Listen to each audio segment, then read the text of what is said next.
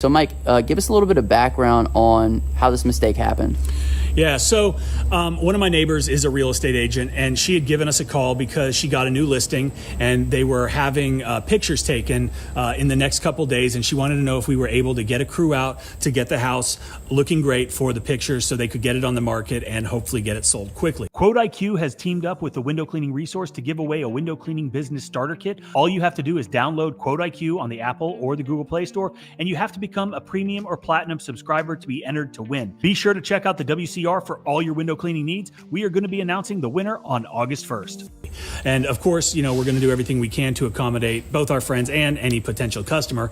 And so, I sent my tech out and he got all set up. He was going to downstream the house, get everything looking good. And then he text messages me a little bit later and says that the house isn't coming clean like he would like it to. And it was a yellow stucco house. And, we all know from experience that stucco has a tendency to get a little bit dirtier because it's so porous. And sometimes it does take a stronger chemical mix or a stronger ratio than what we can apply with our downstream injector. So I told him to pull out the soft wash unit and apply the chemical like that. And so he said, check, we do roofs all the time. And so it's not a big deal. It's a process that we're pretty familiar with as far as roof go. But like I said, 99.9% of the time we are downstreaming. So he pulls out all the soft washing stuff. He sets up his metering valve to the mix, which was unfortunately what he used for roof washing.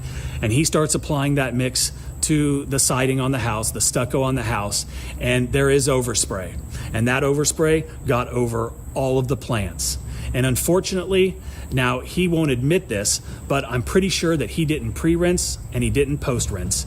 And that was the problem, that was the downfall, and that was the $1,000 mistake. So why wouldn't he have rinsed? Obviously, if he was doing a roof, he would have made a conscious, deliberate effort. But did he feel like maybe the mix wasn't hot enough to... I think that was the problem. He's so used to using a downstream injector when he's washing houses, and he just didn't think about it. Now, we always pre-wet before we downstream, but he may have done that prior to actually downstreaming, running into the issue that it wasn't coming clean. The plants had dried, and he went ahead and applied the roof wash mix to the house without pre-wetting again, and probably just didn't even think about it. The mix was too strong. There was overspray, like I'd said, and it did get on those plants. So this is a house that's for sale, and then about a week later, all the plants are dead in the front of the house? Yeah, unfortunately, I get a call from the real estate agent who they'd actually got a contract on the house. They had an inspector come out to do the inspection for the financing, I'm assuming, and that's when it was brought to the attention of the homeowner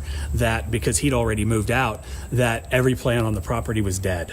Wow, that's quite the scenario. So how do we ultimately end up resolving this situation? Well, in this situation, I went to the property. I wanted to see what we were actually dealing with, because a lot of times when you're doing roof washes and if there happens to be overspray, even if you do everything that you can possibly do, there is the opportunity for some overspray. Maybe it was a windy day, maybe some overspray, and some leaves start falling off, and the customer freaks out. You killed my plants. You killed my plants. Well, 9 times out of 10, the plants aren't dead. The leaves got burned, they fell off, the roots didn't get the bulk of the SH, so the plant isn't actually dead, it's just in shock, and that's why the leaves fall off. It's going to come back, it's going to take time, and trust me, it doesn't look pretty, and the homeowners are never happy.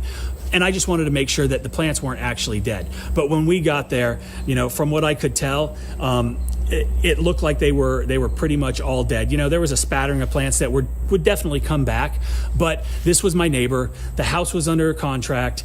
They needed to get it fixed, and ultimately it was our responsibility. And I'm not going to do anybody wrong. I'm not going to make anybody wait around till the spring for new growth on these plants. So we went ahead and we replanted everything on the property that was damaged.